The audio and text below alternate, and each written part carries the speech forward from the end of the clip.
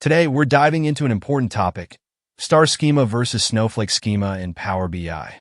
Understanding these concepts can boost your Power BI performance and help you build efficient data models. So, let's get started. 1. Star schema. Structure. A central fact table is directly connected to dimension tables. Dimension tables are denormalized, meaning they contain redundant data for better performance. Advantages: 1. Faster query performance. Fewer joins mean quicker results. 2. Simpler model. Easier to understand and maintain. 3.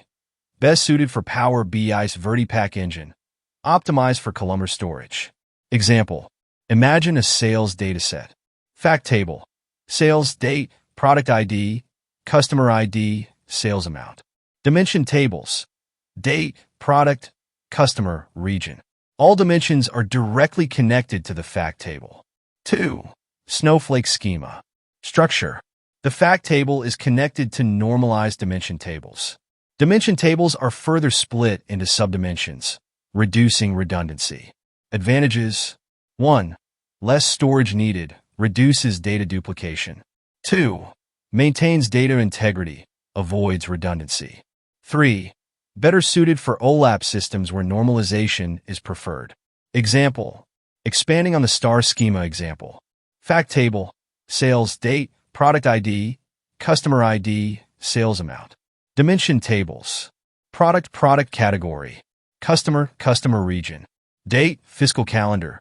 Dimensions are broken down into smaller tables, requiring more joins. Which one to use in Power BI? Star schema is preferred in Power BI because DAX and the VertiPack engine are optimized for denormalized data structures. Snowflake schema is useful if data integrity and storage efficiency are priorities, but it may lead to performance issues due to excessive joins. Which schema do you prefer? Let me know in the comments below. Subscribe for more Power BI insights, and don't forget to hit the like button if you found this helpful. See you in the next video.